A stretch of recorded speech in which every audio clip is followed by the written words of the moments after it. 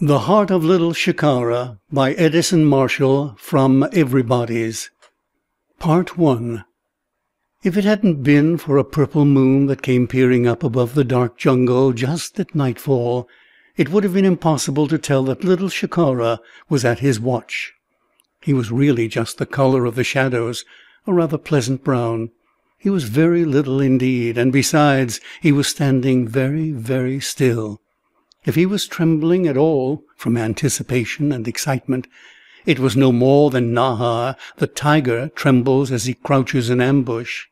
But the moon did show him peering down through the leaf clusters of the heavy vines, and shone very softly in his wide-open dark eyes. And it was a purple moon, no other color that man could name. It looked almost unreal, like a paper moon painted very badly by a clumsy stage hand. The jungle moon quite often has that peculiar purplish tint, most travelers know, but few of them indeed ever try to tell what causes it. This particular moon probed down here and there between the tall bamboos, transformed the jungle, just now walking into a mystery and a fairyland, glinted on a hard-packed elephant trail that wound away into the thickets, and always came back to shine on the coal-black oriental eyes of the little boy beside the village gate. It showed him standing very straight and just as tall as his small stature would permit, and looked oddly silvery and strange on his long dark hair. Little Shikara, son of Koda Dunu, was waiting for the return of a certain idol and demigod who was even now riding home in his howdah from the tiger hunt. Other of the villagers would be down to meet Warwick Sahib as soon as they heard the shouts of his beaters, but little Shikara had been waiting almost an hour. Likely, if they had known about it, they would have commented on his badness, because he was notoriously bad, if indeed, as the villagers told each other, he was not actually cursed with evil spirits. In the first place, he was almost valueless as a herder of buffalo. 3 times when he had been sent with the other boys to watch the herds in their wallows, he had left his post and crept away into the fringe of the jungle on what was unquestionably some mission of witchcraft. For small naked brown boys, as a rule, do not go alone and unarmed into the thick bamboos. Too many things can happen to prevent them ever coming out again. Too many brown silent ribbons crawl in the grass, or too many yellow striped creatures, no less lithe, lurk in the thickets. But the strangest thing of all, and the surest sign of witchcraft, was that he had always come safely out again, yet with never any satisfactory explanations as to why he had gone. He had always looked some way very joyful and tremulous, and perhaps even pale, if from the nature of things a brown boy ever can look pale. But it was the kind of paleness that one has after a particularly exquisite experience. It was not the dumb, teeth-chattering paleness of fear.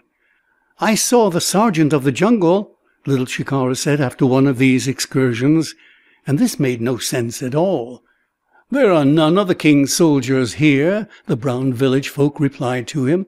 "Either thou liest to us, or thine eyes lied to thee. And didst thou also see the chevron that told his rank?" "That was the way I knew him. It was the black bear, and he wore the pale chevron low on his throat." Now this was little Shikara all over. Of course he referred to the black Himalayan bear, which all men know wears a yellowish patch of chevron shape just in front of his forelegs. But why he should call him a jungle sergeant was quite beyond the wit of the village folk to say. Their imagination did not run in that direction. It never even occurred to them that little Shikara might be a born jungle creature, expatriated by the accident of birth, one of that free, strange breed that can never find peace in the villages of men. "But remember the name we gave him," his mother would say. "Perhaps he is only living up to his name. For there are certain native hunters in India that are known far and wide as the Shikaris." And possibly she meant in her tolerance that her little son was merely a born huntsman. But in reality, little Shikara was not named for these men at all. Rather, it was for a certain fleet-winged little hawk, a hunter of sparrows, that is one of the most free spirits in all the jungle. And it was almost like taking part in some great hunt himself, to be waiting at the gate for the return of Warwick Sahib. Even now the elephant came striding out of the shadows, and little Shikara could see the trophy. The hunt had indeed been successful, and the boy's glowing eyes beheld, even in the shadows, the largest, most beautiful tiger skin he had ever seen. It was the great Nahar, the royal tiger, who had killed 100 cattle from nearby fields.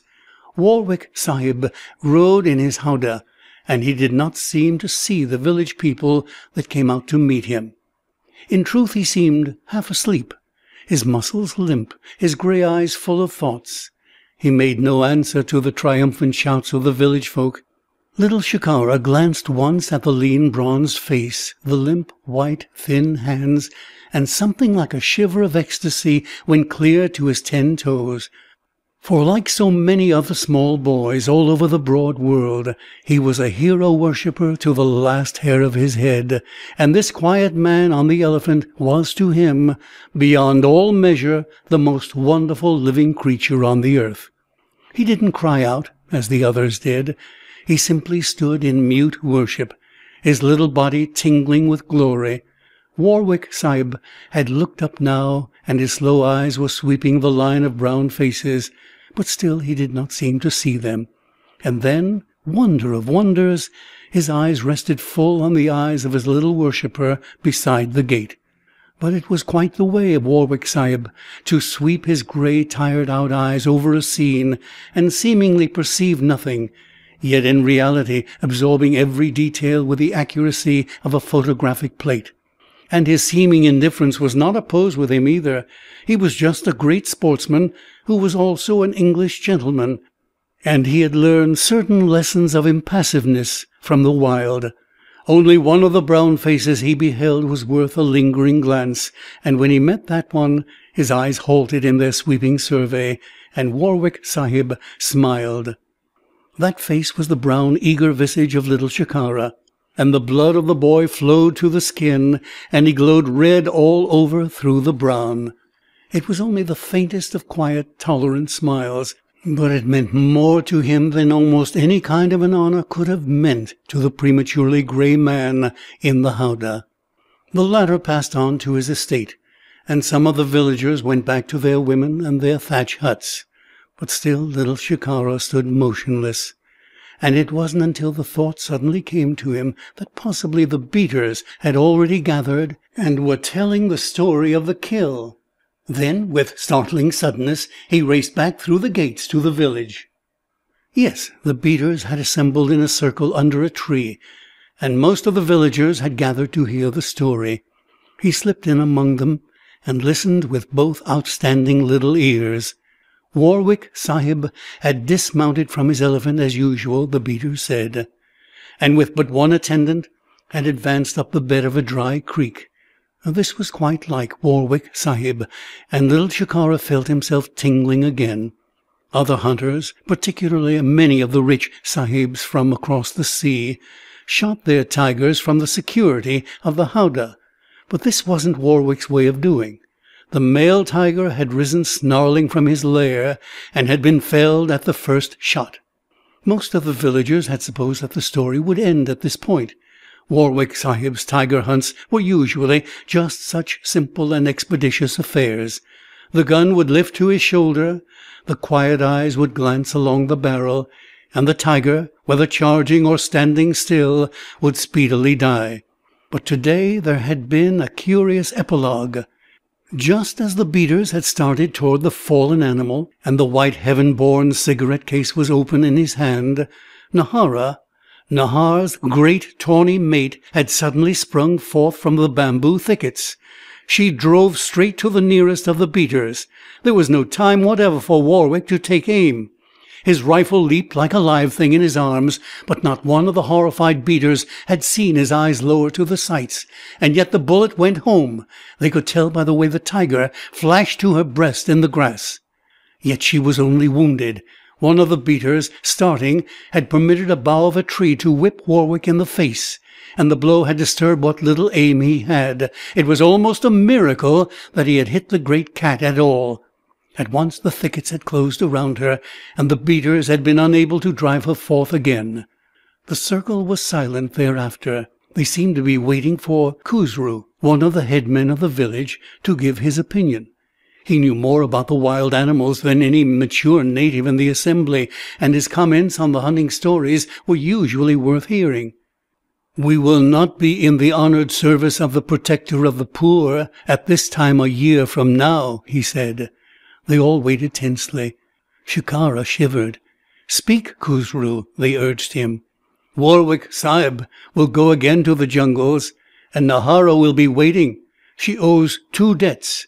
One is the killing of her mate, and ye know that these 2 tigers have been long and faithful mates. Do ye think she will let that debt go unpaid? She will also avenge her own wound."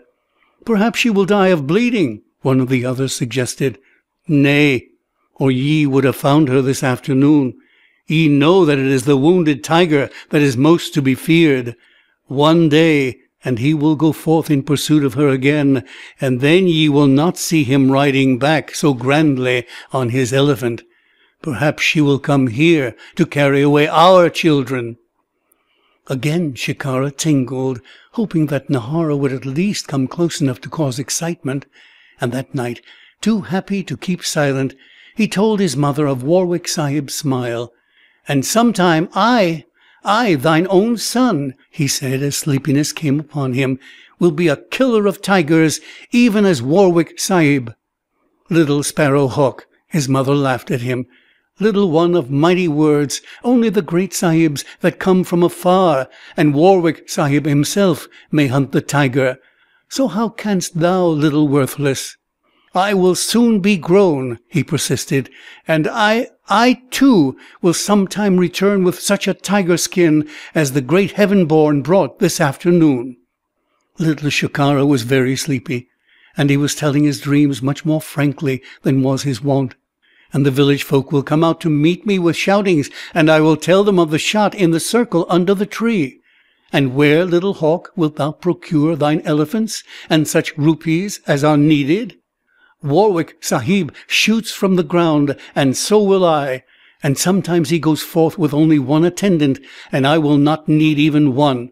And who can say? Perhaps he will find me even a bolder man than Gunga Singhai, and he will take me in his place on the hunts in the jungles." For Gunga Singhai was Warwick Sahib's own personal attendant and gun-carrier, the native that the protector of the poor could trust in the tightest places. So it was only to be expected that little Shikara's mother should laugh at him.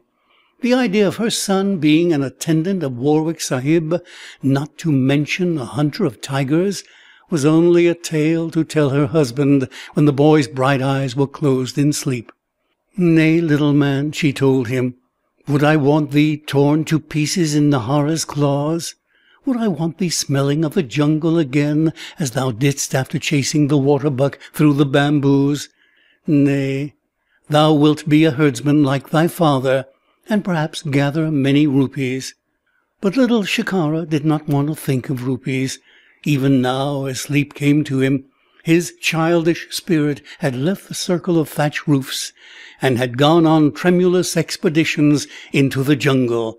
Far away the trumpet call of a wild tusker trembled through the moist hot night, and great bell-shaped flowers made the air pungent and heavy with perfume. A tigress skulked somewhere in a thicket, licking an injured leg with her rough tongue, pausing to listen to every sound the night gave forth. Little Shikara whispered in his sleep. A half-mile distant, in his richly furnished bungalow, Warwick Sahib dozed over his after-dinner cigar. He was in evening clothes, and crystal and silver glittered on his board, but his grey eyes were half-closed, and the gleam from his plate could not pass the long dark lashes, for his spirit was far distant too, on the jungle trails with that of little Shikara. Part 2. One sunlit morning, perhaps a month after the skin of Nahar was brought in from the jungle, Warwick Sahib's mail was late. It was an unheard-of thing. Always before, just as the clock struck 8, he would hear the cheerful twinkle of the postman's bells. At first he considered complaining, but as morning drew to an early afternoon he began to believe that investigation would be the wiser course. The postman's route carried him along an old elephant trail through a patch of thick jungle beside one of the tributaries of the Manipur. When natives went out to look, he was neither on the path nor drowned in the creek, nor yet in his thatched hut at the other end of his route. The truth was that this particular postman's bells would never be heard by human ears again, and there was enough evidence in the wet mold of the trail to know what had occurred. That night the circle under the tree was silent and shivering. "Who is next?" they asked of one another. The jungle night came down, breathless and mysterious, and now and then a twig was cracked by a heavy foot at the edge of the thickets. In Warwick's house the great protector of the poor took his rifles from their cases and fitted them together. "Tomorrow," he told Gunga Singhai, "we will settle for that postman's death." Singhai breathed deeply but said nothing. Perhaps his dark eyes brightened. The tiger hunts were nearly as great a delight to him as they were to Warwick himself.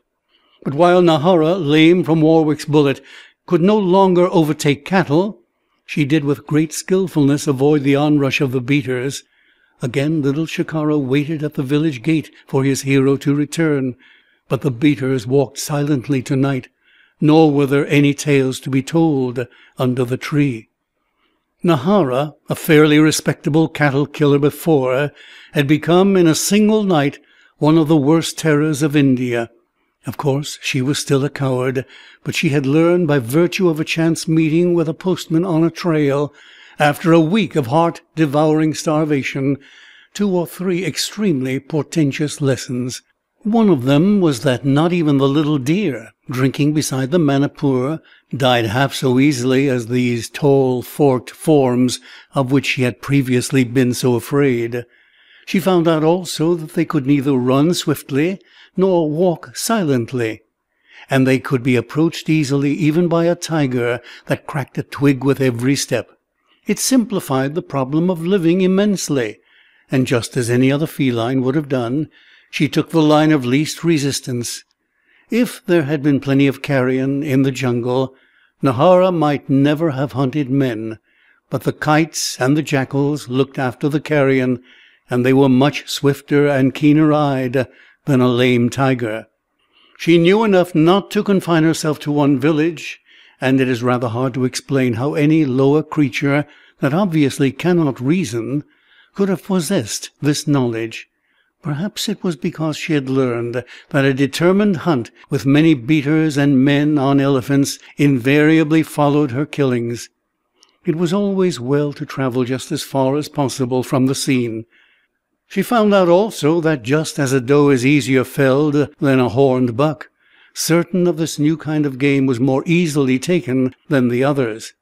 Sometimes children played at the door of their huts, and sometimes old men were afflicted with such maladies that they could not flee at all. All these things Nahara learned, and in learning them she caused a certain civil office of the British Empire to put an exceedingly large price on her head. Gradually the fact dawned on her that, unlike the deer and the buffalo, this new game was more easily hunted in the daylight, particularly in that tired-out, careless twilight hour when the herders and the plantation hands came in from their work. At night the village folk kept in their huts, and such woodcutters and gypsies as slept without wakened every hour to tend their fires. Nahara was deathly afraid of fire. Night after night she would creep round and round a gypsy camp, her eyes like 2 pale blue moons in the darkness, and would never dare attack. And because she was taking her living in a manner forbidden by the laws of the jungle, the glory and beauty of her youth quickly departed from her. There are no prisons for those that break the jungle laws, no courts and no appointed officers, but because these are laws that go down to the roots of life, punishment is always swift and inevitable. "Thou shalt not kill men" is the first law of the wild creatures, and everyone knows that any animal or breed of animals that breaks this law has sooner or later been hunted down and slain, just like any other murderer. The mange came upon her, and she lost flesh, and certain of her teeth began to come out. She was no longer the beautiful female of her species, to be sung to by the weaver birds as she passed beneath. She was a hag and a vampire, hatred of whom lay deep in every human heart in her hunting range. Often the hunting was poor, and sometimes she went many days in a stretch without making a single kill. And in all beasts, high and low, this is the last step to the worst degeneracy of all. It instills a curious, terrible kind of bloodlust, to kill not once, but as many times as possible in the same hunt, to be content not with one death, but to slay and slay until the whole herd is destroyed. It is the instinct that makes a little weasel kill all the chickens in a coop, when one was all it could possibly carry away, and that will cause a wolf to leap from sheep to sheep in a fold until everyone is dead. Nahara didn't get a chance to kill every day, so when the opportunity did come, like a certain pitiable kind of human hunter who comes from afar to hunt small game, she killed as many times as she could in quick succession, and the British Empire raised the price on her head. One afternoon found her within half a mile of Warwick's bungalow, and for 5 days she had gone without food. One would not have thought of her as a royal tigress, the queen of the felines, and one of the most beautiful of all living things. And since she was still tawny and graceful, it would be hard to understand why she no longer gave the impression of beauty. It was simply gone, as a flame goes, and her queenliness was wholly departed too. In some vague way she had become a poisonous, a ghastly thing, to be named with such outcasts as the jackals or hyenas. Excessive hunger in most of the flesh-eating animals is really a first cousin to madness. It brings bad dreams and visions, and worst of all, it induces an insubordination to all the forest laws of man and beast. A well-fed wolf pack will run in stark panic from a human being, but even the wisest of mountaineers do not care to meet the same gray band in the starving times of winter. Starvation brings recklessness, a desperate, frenzied courage that is likely to upset all of one's preconceived notions as to the behavior of animals. It also brings, so that all men may be aware of its presence, a peculiar lurid glow to the balls of the eyes. In fact, the 2 pale circles of fire were the most noticeable characteristics of the long, tawny cat that crept through the bamboos. Except for them, she would hardly have been discernible at all. The yellow grass made a perfect background. Her black stripes looked like the streaks of shadow between the stalks of bamboo. And for one that is lame, she crept with an astounding silence. One couldn't have believed that such a great creature could lie so close to the earth and be so utterly invisible in the low thickets. A little peninsula of dwarf bamboos and tall jungle grass extended out into the pasture before the village, and Nahara crept out clear to its point. She didn't seem to be moving. One couldn't catch the stir and draw of muscles, and yet she slowly glided to the end, and then began her wait. Her head sunk low, her body grew tense, her tail whipped softly back and forth with as easy a motion as the swaying of a serpent. The light flamed and died again in her pale eyes, and soon a villager who had been working in Warwick's fields came trotting in oriental fashion across the meadow. His eyes were only human, and he did not see the tawny shape in the tall grass. If anyone had told him that a full-grown tigress could have crept to such a place and still remained invisible, he would have laughed. He was going to his thatched hut, to brown wife and babies, and it was no wonder that he trotted swiftly. The muscles of the great cat bunched, and now the whipping tail began to have a little vertical motion that is the final warning of a spring. The man was already in leaping range, but the tiger had learned in many experiences always to make sure. Still she crouched, A single instant in which the trotting native came 2 paces nearer, and then the man drew up with a gasp of fright, for just as the clear outlines of an object that had long been concealed in a maze of light and shadow will often leap with sudden vividness to the eyes, the native suddenly perceived the tiger. He caught the whole dread picture: the crouching form, the terrible blue lights of the eyes, the whipping tail. The gasp he uttered from his closing throat seemed to act like the fall of a firing pin against the shell on the bunched muscles of the animal, and she left her covert in a streak of tawny light. But Nahara's leaps had never been quite accurate since she had been wounded by Warwick's bullet months before. They were usually straight enough for the general purposes of hunting, but they missed by a long way the theoretical center of impact of which artillery officers speak. Her lame paw always seemed to disturb her balance. By remembering it, she could usually partly overcome the disadvantage. But today, in the madness of her hunger, she had been unable to remember anything except the terrible rapture of killing. This circumstance alone, however, would not have saved the native's life. Even though her fangs missed his throat, the power of the blow and her rending talons would have certainly snatched away his life as a storm snatches a leaf. But there was one other determining factor. The Burman had seen the tiger just before she leaped, and although there had been no time for conscious thought, his guardian reflexes had flung him to one side in a single frenzied effort to miss the full force of the spring. The result of both these things was that he received only an awkward, sprawling blow from the animal's shoulder. Of course, he was hurled to the ground, for no human body in the world is built to withstand the ton or so of shocking power of a 300-pound cat leaping through the air. The tigress sprawled down also, and because she lighted on her wounded paw, she squealed with pain. It was possibly 3 seconds before she had forgotten the stabbing pain in her paw, and had gathered herself to spring on the unconscious form of the native. And that 3 seconds gave Warwick Sahib, sitting at the window of his study, an opportunity to seize his rifle and fire. Warwick knew tigers, and he had kept the rifle always ready for just such a need as this. The distance was nearly 500 yards, and the bullet went wide of its mark. Nevertheless, it saved the native's life. The great cat remembered this same far-off explosion from another day in a dry creek bed of months before, and the sing of the bullet was a remembered thing too. Although it would speedily return to her, her courage fled, and she turned and faced into the bamboos. In an instant Warwick was on his great veranda, calling his beaters. Gunga Singhai, his faithful gun-carrier, slipped shells into the magazine of his master's high-calibered, close-range tiger rifle. "The elephant, Sahib?" he asked swiftly. "Nay, this will be on foot. Make the beaters circle about the fringe of bamboos. Thou and I will cross the eastern fields and shoot at her as she breaks through."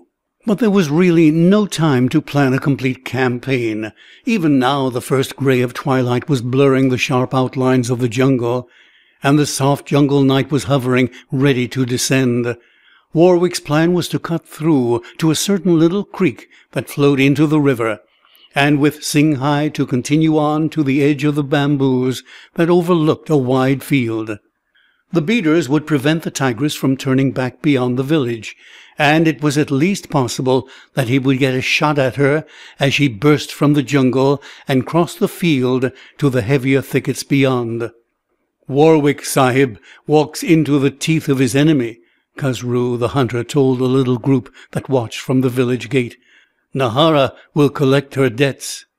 A little brown boy shivered at his words, and wondered if the beaters would turn and kick him, as they had always done before, if he should attempt to follow them. It was the tiger hunt in view of his own village, and he sat down tremulous with rapture in the grass to watch. It was almost as if his dream that he himself should be a hunter of tigers was coming true. He wondered why the beaters seemed to move so slowly and with so little heart. He would have known if he could have looked into their eyes. Each black pupil was framed with white. Human hearts grow shaken and bloodless from such sights as this they had just seen, and only the heart of a jungle creature, the heart of the eagle that the jungle gods by some unheard of fortune had put in the breast of little Shikara, could prevail against them. Besides, the superstitious Burmans thought that Warwick was walking straight to death, that the time had come for Nahara to collect her debts. Part 3. Warwick Sahib and Singhai disappeared at once into the fringe of jungle, and silence immediately fell upon them. The cries of the beaters at once seemed curiously dim. It was as if no sound could live in the great silences under the arching trees. Soon it was as if they were alone. They walked side by side, Warwick with his rifle held ready. He had no false ideas in regard to this tiger hunt. He knew that his prey was desperate with hunger, and that she had many old debts to pay, and that she would charge on sight. The self-rage that is felt on missing some particularly fortunate chance is not confined to human beings alone. There is an old saying in the forest that a feline that has missed his stroke is like a jackal in dog days, and that means that it is not safe to be anywhere in the region with him. He simply goes rabid and is quite likely to leap at the first living thing that stirs. Warwick knew that Nahara had just been cheated out of a kill, and someone in the jungle would pay for it. The gaudy birds that looked down from the tree branches could scarcely recognize the prematurely gray man as a hunter. He walked rather quietly, yet with no conscious effort toward stealth. The rifle rested easily in his arms, and his gray eyes were quiet and thoughtful as always. Singularly, his splendid features were quite in repose. The Burman, however, had more of the outer signs of alertness, and yet there was none of the blind terror upon him that marked the beaters. "Where are the men?" Warwick asked quietly. "It is strange that we do not hear them shouting." "They are afraid, Sahib," Singhai replied. "The forest pigs have left us to do our own hunting." Warwick corrected him with a smile. "Forest pigs are brave enough," he answered. "They are sheep, just sheep, sheep of the plains." The broad trail divided like a three-tinned candlestick into narrow trails. Warwick halted beside the center of the three that led to the creek they were obliged to cross. Just for an instant he stood watching, gazing into the deep blue dusk of the deeper jungle. Twilight was falling softly. The trail soon vanished into shadow. Patches of deep gloom relieved here and there by a bright leaf that reflected the last twilight rays. A living creature coughed and rustled away in the thickets beside them. "There is little use of going on," he said. "It's growing too dark. But there will be killings before the dawn if we don't get her first." The servant stood still, waiting. It was not his place to advise his master. "If we leave her, she'll come again before the dawn. Many of the herders haven't returned. She'll get one of them sure. At least we may cross the creek and get a view of the great fields. She is certain to cross them if she has heard the beaters." In utter silence they went on. 100 yards farther they came to the creek, and both strode in together to ford. The water was only knee-deep, but Warwick's boots sank 3 inches in the mud of the bottom, and at that instant the gods of the jungle, always waiting with drawn scimitar for the unsuspecting, turned against them. Singhai suddenly splashed down into the water on his hands and knees. He did not cry out. If he made any sound at all, it was just a shivering gasp that the splash of water wholly obscured. But the thing that brought home the truth to Warwick was the pain that flashed vivid as lightning across his dark face, and the horror of death that left its shadow. Something churned and writhed in the mud, and then Warwick fired. Both of them had forgotten Mugger the crocodile that so loves to wait in the mud of a ford. He had seized Singhai's foot, and had already snatched him down into the water when Warwick fired. No living flesh can withstand the terrible rending shock of a high-powered sporting rifle at close range. Mugger had plates of armor, but even these could not have availed against it if he had been exposed to the fire. As it was, several inches of water stood between, a more effective armor than a 2-inch steel plate on a battleship. Of course, the shock carried through, a smashing blow that caused the reptile to release his hold on Singhai's leg. But before the native could get to his feet, he had struck again. The next instant, both men were fighting for their lives. They fought with their hands, and Warwick fought with his rifle, and the native slashed again and again with the long knife that he carried at his belt. To a casual glance, a crocodile is wholly incapable of quick action. These two found him a slashing, darting, wolf-like thing, lunging with astounding speed through the muddied water, knocking them from their feet and striking at them as they fell. The reptile was only half grown, but in the water they had none of the usual advantages that man has over the beasts with which he does battle. Warwick could not find a target for his rifle, but even human bodies, usually so weak, find themselves possessed of an amazing reserve strength and agility in the moment of need. These men realized perfectly that their lives were the stakes for which they fought, and they gave every ounce of strength and energy they had. Their aim was to hold the mugger off until they could reach the shore. At last, by a lucky stroke, Singhai's knife blinded one of the lurid reptile eyes. He was prone in the water when he administered it, and it went home just as the savage teeth were snapping at his throat. For an instant the great reptile flopped in an impotent half-circle, partly reared out of the water. It gave Warwick a chance to shoot, a single instant in which the rifle seemed to whirl about in his arms, drive to his shoulder, and blaze in the deepening twilight. And the shot went true. It pierced the mugger from beneath, tearing upward through the brain. And then the agitated waters of the ford slowly grew quiet. The last echo of the report was dying when Singhai stretched his bleeding arms about Warwick's body, caught up the rifle, and dragged them 40 feet up on the shore. It was an effort that cost the last of his strength, and as the stars popped out of the sky, one by one through the gray of dusk, the two men lay silent, side by side, on the grassy bank.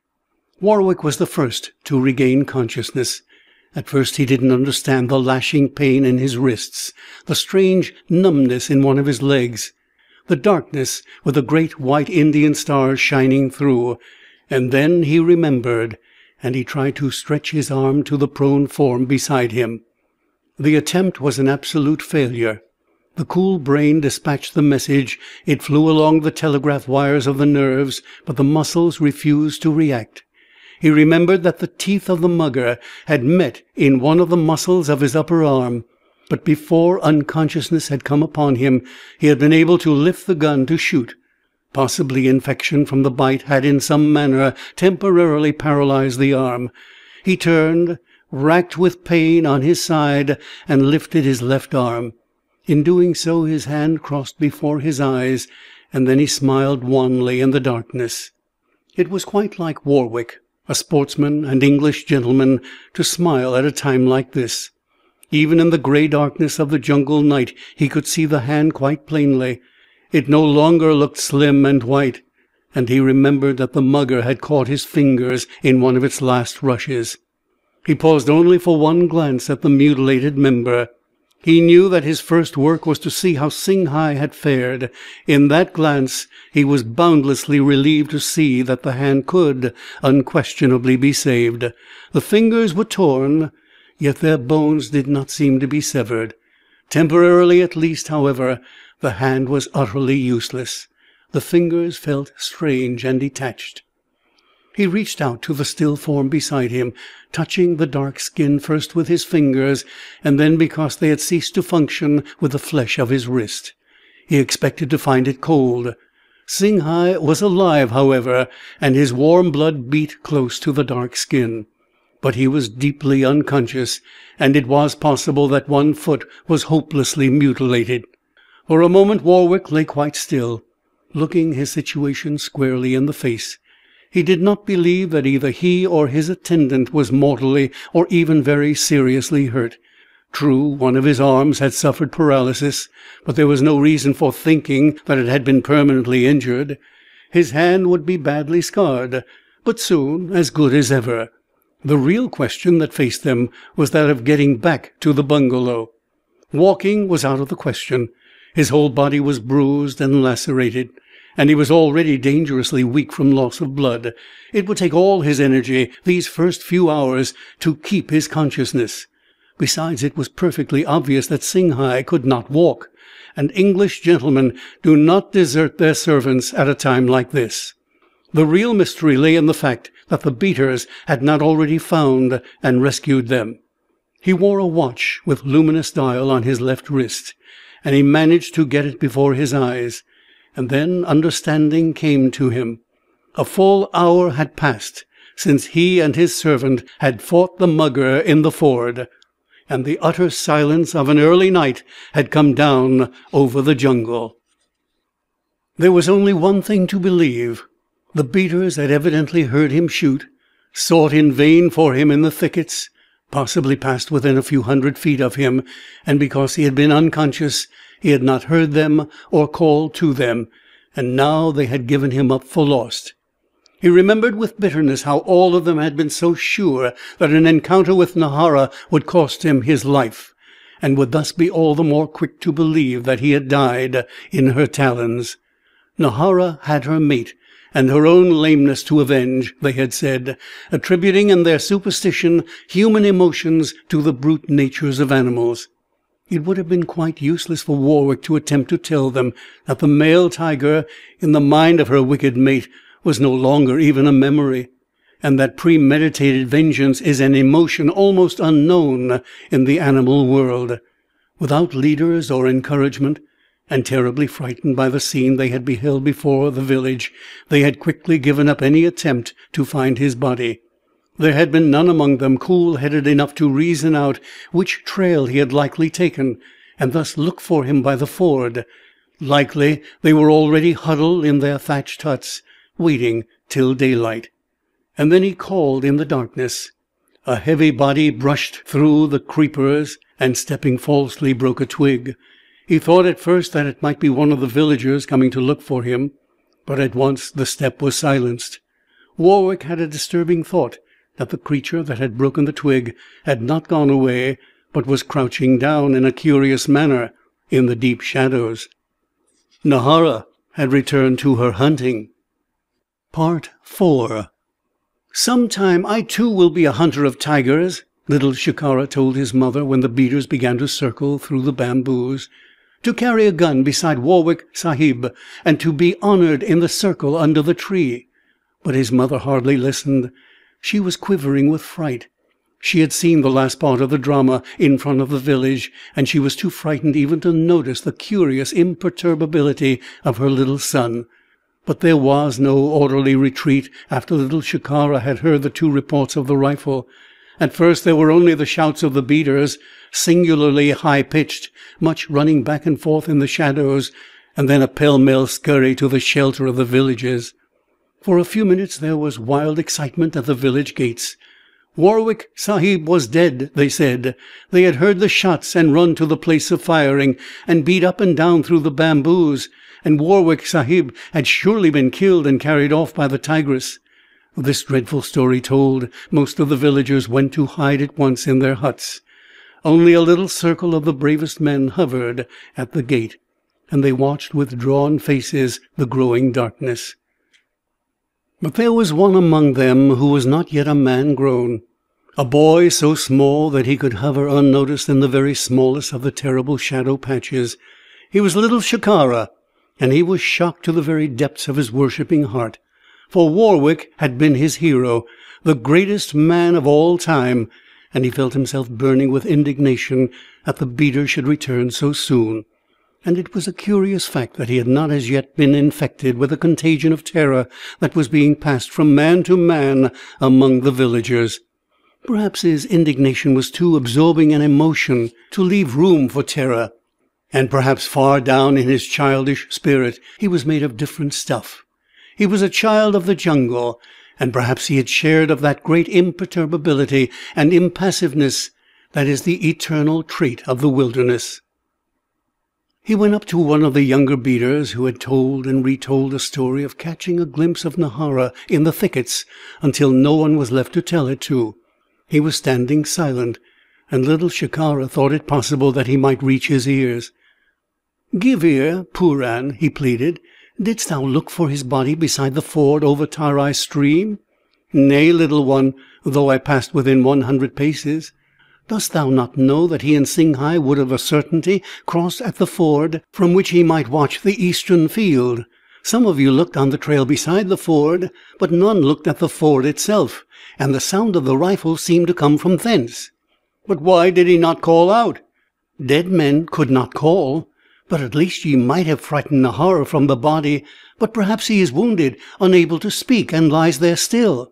But Pooran had found another listener for his story, and speedily forgot the boy. He hurried over to another of the villagers, Khusru the hunter. "Did no one look by the ford?" he asked, almost sobbing, for that is the place he had gone. The native's eyes seemed to light. "Hi, little one, thou hast thought of what thy elders had forgotten. There is level land there, and clear, and I shall go at the first ray of dawn." "But not tonight, Khusru?" "Nay, little sinner, wouldst thou have me torn to pieces?" Lastly, little Shikara went to his own father, and they had a moment's talk at the outskirts of the throng, but the answer was nay just the same. Even his brave father would not go to look for the body until daylight came. The boy felt his skin prickling all over. "But perhaps he is only wounded and left to die. If I go and return with word that he is there, wilt thou take others and go out and bring him in?" "Thou goest?" His father broke forth in a great roar of laughter. "Why, thou little hawk, one would think that thou wert a hunter of tigers thyself." Little Shikara blushed beneath the laughter, for he was a very boyish little boy in most ways, but it seemed to him that his sturdy young heart was about to break open from bitterness. All of them agreed that Warwick Sahib, perhaps wounded and dying, might be lying by the ford, but none of them would venture forth to see. Unknowing, he was beholding the expression of a certain age-old trait of human nature. Men do not fight ably in the dark. They need their eyes, and they particularly require a definite object to give them determination. If these villagers knew for certain that the protector of the poor lay wounded or even dead beside the ford, they would have rallied bravely, encouraged one another with words and oaths, and gone forth to rescue him. But they wholly lacked the courage to venture again into the jungle on any such blind quest as little Shikara suggested. But the boy's father should not have laughed. He should have remembered the few past occasions when his straight little son had gone into the jungle alone, and that remembrance should have silenced him.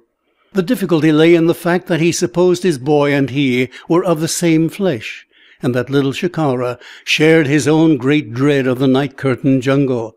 In this he was very badly mistaken. Little Shikara had an inborn understanding and love of the jungle, and except for such material dangers as that of Nahara, he was not afraid of it at all. He had no superstitions in regard to it. Perhaps he was too young, but the main thing that the laugh did was to set off, as a match sets off powder, a whole heartful of unexploded indignation in Shikara's breast. These villagers not only had deserted their patron and protector, but also they had laughed at the thought of rescue. His own father had laughed at him. Little Shikara silently left the circle of villagers and turned into the darkness. At once the jungle silence closed round him.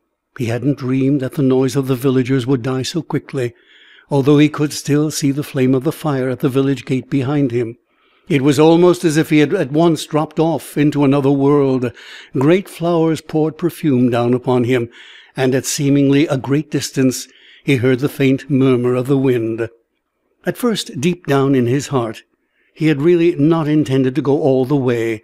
He had expected to steal clear to the outer edge of the firelight, and then stand listening to the darkness for such impressions as the jungle would choose to give him. But there had been no threshold, no interlude of preparation. The jungle, in all its mystery, had folded about him at once. He trotted softly down the elephant trail, a dim, fleet shadow that even the keen eyes of Nahara could scarcely have seen. At first he was too happy to be afraid. He was always happy when the jungle closed round him. Besides, if Nahara had killed, she would be full fed by now and not to be feared. Little Shikara hastened on, trembling all over with a joyous sort of excitement. If a single bird had flapped its wings in the branches, if one little rodent had stirred in the underbrush, little Shikara would likely have turned back. But the jungle gods, knowing their son, stilled all the forest voices. He crept on, still looking now and again over his shoulder to see the village fire. It still made a bright yellow triangle in the dusk behind him. He didn't stop to think that he was doing a thing most grown natives and many white men would not have dared to do, to follow a jungle trail unarmed at night. If he had stopped to think at all, he simply would have been unable to go on. He was only following his instincts, voices that such forces as maturity and grown-up intelligence and self-consciousness obscure in older men. And the terror of the jungle could not touch him. He went straight to do what service he could do for the white sahib that was one of his lesser gods. Time after time he halted, but always he pushed on a few more feet. And now he was over halfway to the ford, clear to the forks in the trail, and then he turned about with a little gasp of fear. The light from the village had gone out. The thick foliage of the jungle had come between. He was really frightened now. It wasn't that he was afraid he couldn't get back. The trail was broad and hard and quite gray in the moonlight. But those far-off beams of light had been a solace to his spirit, a reminder that he had not yet broken all ties with the village. He halted, intending to turn back. And then a thrill began at his scalp and went clear to his bare toes. Faint through the jungle silences, he heard Warwick Sahib calling to his faithless beaters. The voice had an unmistakable quality of distress. Certain of the villagers, a very few of them, said afterward that little Shikara continued on because he was afraid to go back. They said that he looked upon the heaven-born Sahib as a source of all power, in whose protection no harm could befall him, and he sped toward him because the distance was shorter than back to the haven of fire at the village. But those who could look deeper into little Shikara's soul knew different. In some degree, at least, he hastened on down that jungle trail of peril because he knew that his idol was in distress, and by laws that went deep, he knew he must go to his aid. Part 5. The first few minutes after Warwick had heard a living step in the thickets he spent in trying to reload his rifle. He carried other cartridges in the right-hand trousers pocket, but after a few minutes of futile effort it became perfectly evident that he was not able to reach them. His right arm was useless, and the fingers of his left, lacerated by the mugger's bite, refused to take hold. He had, however, 3 of the 5 shells the rifle held still in his gun. The single question that remained was whether or not they would be of use to him. The rifle lay half under him, its stock protruding from beneath his body. With the elbow of his left arm he was able to work it out. Considering the difficulties under which he worked, he made amazingly few false motions, and yet he worked with swiftness. Warwick was a man who had been schooled and trained by many dangers. He had learned to face them with open eyes and steady hands, to judge with unclouded thought the exact percentage of his chances. He knew now that he must work swiftly. The shape in the shadow was not going to wait all night. But at that moment, the hope of preserving his life that he had clung to until now broke like a bubble in the sunlight. He could not lift the gun to swing and aim it at a shape in the darkness. With his mutilated hands he could not cock the strong springed hammer, and if he could do both these things with his fumbling, bleeding, lacerated fingers, his right hand could not be made to pull the trigger. Warwick Sahib knew at last just where he stood. Yet if human sight could have penetrated that dusk, it would have beheld no change of expression in the lean face. An English gentleman lay at the frontier of death, but that occasioned neither fawning nor a loss of his rigid self-control. 2 things remained, however, that he might do. One was to call and continue to call as long as life lasted in his body. He knew perfectly that more than once in the history of India a tiger had been kept at a distance, at least for a short period of time, by shouts alone. In that interlude, perhaps help might come from the village. The second thing was almost as impossible as raising and firing the rifle, but by the luck of the gods he might achieve it. He wanted to find Singhai's knife and hold it compressed in his palm. It wasn't that he had any vain hopes of repelling the tiger's attack with a single knife blade that would be practically impossible for his mutilated hand to hold. Nahara had 5 or so knife blades in every paw, and a whole set of them in her mouth. She could stand on 4 legs and fight, and Warwick could not lift himself on one elbow and yet wield the blade. But there were other things to be done with blades, even held loosely in the palm at a time like this. He knew rather too much of the way of tigers. They do not always kill swiftly. It is the tiger way to tease long moments with half-bared talons, to let the prey crawl away a few feet for the rapture of leaping at it again, to fondle with an exquisite cruelty for moments that seem endless to its prey. A knife, on the other hand, kills quickly. Warwick much preferred the latter death. And even as he called again and again, he began to feel about in the grass with his lacerated hand for the hilt of the knife. Nahara was steadily stealing toward him through the shadows. The great tigress was at the height of her hunting madness.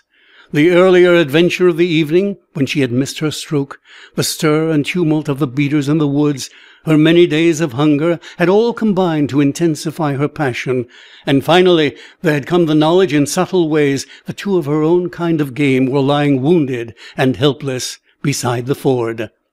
But even the royal tiger never forgets some small measure of its caution. She did not charge at once. The game looked so easy that it was in some way suggestive of a trap. She crept forward a few feet at a time. The wild blood began to leap through the great veins. The hair went stiff on the neck muscles. But Warwick shouted, and the sound for an instant appalled her. She lurked in the shadows, and then as she made a false step, Warwick heard her for the first time. Again she crept forward to pause when Warwick raised his voice the second time. The man knew enough to call at intervals rather than continuously. A long continued outcry would very likely stretch the tiger's nerves to a breaking point and hurl her into a frenzy that would probably result in a death-dealing charge. Every few seconds he called again. In the intervals between, the tiger crept forward. Her excitement grew upon her. She crouched lower. Her sinewy tail had whipped softly at first. Now it was lashing almost to her sides, and finally it began to have a slight vertical movement that Warwick, fortunately for his spirit, could not see. Then the little light that the moon poured down was suddenly reflected in Nahara's eyes. All at once they burned out of the dusk, 2 blue-green circles of fire, 50 feet distant in the darkness. At that Warwick gasped for the first time. In another moment the great cat would be in range, and he had not yet found the knife. Nothing remained to believe but that it was lost in the mud of the ford, 50 feet distant, and that the last dread avenue of escape was cut off. But at that instant the gasp gave way to a whispered oath of wonder. Some living creature was running lightly down the trail toward him. Soft, light feet that came with amazing swiftness. For once in his life Warwick did not know where he stood. For once he was the chief figure of a situation he did not entirely understand. He tried to probe into the darkness with his tired eyes. "Here I am," he called. The tiger, starting to creep forward once more, halted at the voice. A small, straight figure sped like an arrow out of the thickets and halted at his side. It was such an astounding appearance as for an instant completely paralyzes the mental faculties. Warwick's first emotion was simply a great and hopeless astonishment. Long inured to the mystery of the jungle, he thought he had passed the point where any earthly happening could actually bewilder him. But in spite of it, in spite of the fire-eyed peril in the darkness, he was quite himself when he spoke. The voice that came out of the silence was wholly steady, a kindly, almost amused voice of one who knows life as it is, and who has mastered his own destiny. "Who in the world?" he asked in the vernacular. "It is I, little Shikara," a tremulous voice answered. Except for the tremor he could not keep from his tone, he spoke as one man to another. Warwick knew at once that little Shikara was not yet aware of the presence of the tiger 50 feet distant in the shadows, but he knew nothing else. The whole situation was beyond his ken, but his instincts were manly and true. "Then run speedily, little one," he whispered, "back to the village. There is danger here in the dark." Little Shikara tried to speak, and he swallowed painfully. A lump had come in his throat that at first would not let him talk. "Nay, protector of the poor," he answered.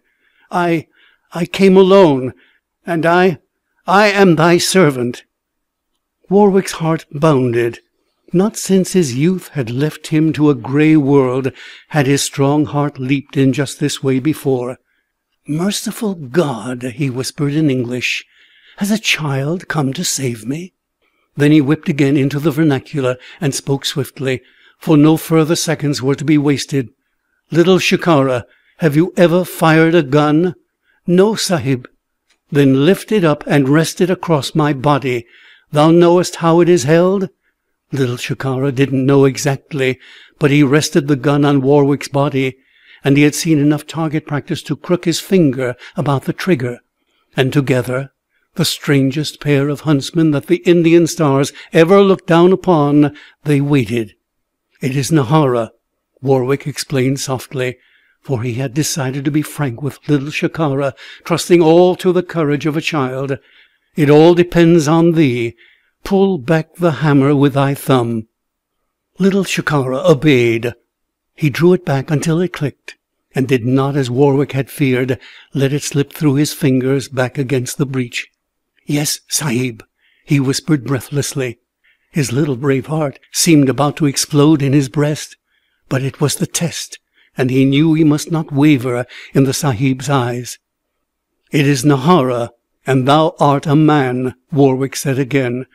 "And now thou must wait until thou seest her eyes." And so they strained into the darkness, and in an instant more they saw again the two circles of greenish smouldering fire. They were quite near now.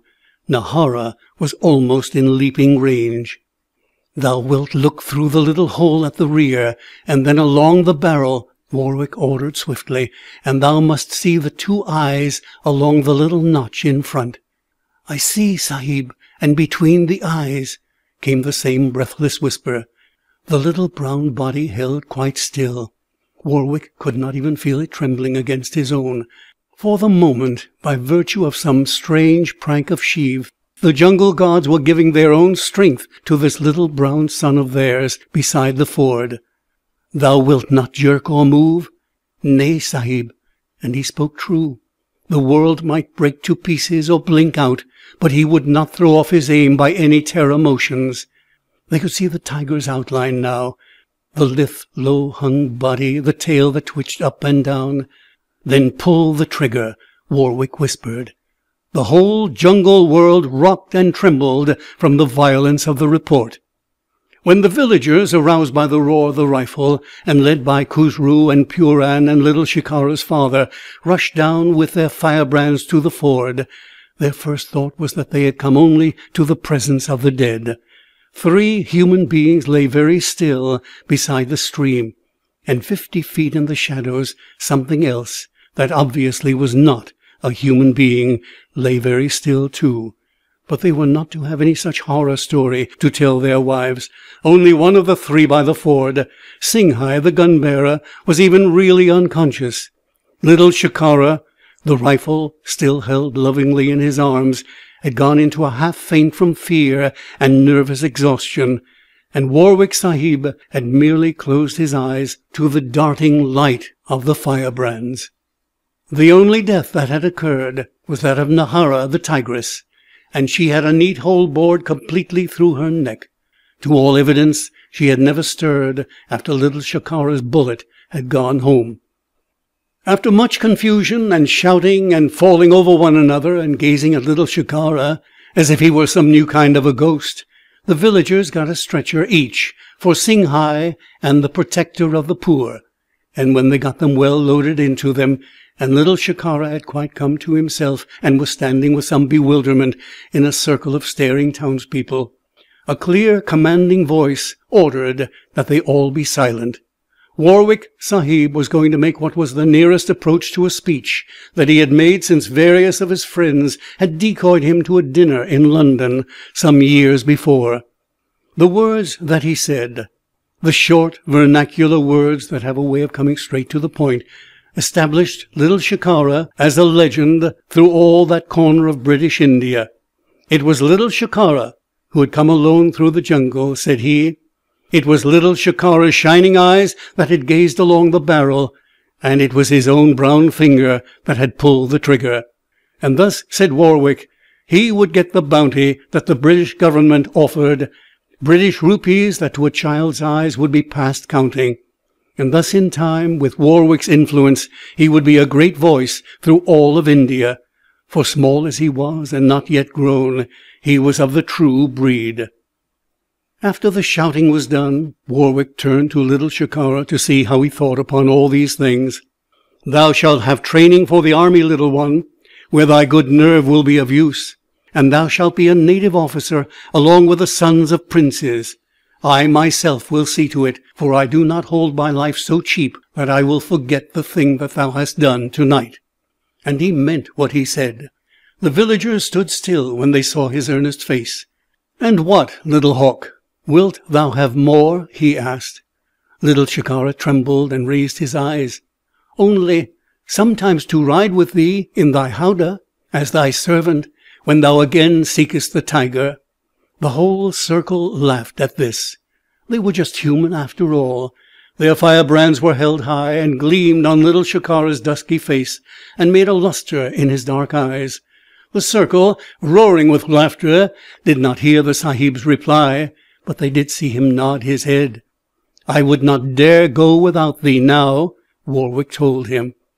And thus little Shikara's dreams came true, to be known through many villages as a hunter of tigers, and a brave follower and comrade of the forest trails. And thus he came into his own, in those far-off glades of Burma, in the jungles of the Manipur. End of The Heart of Little Shikara.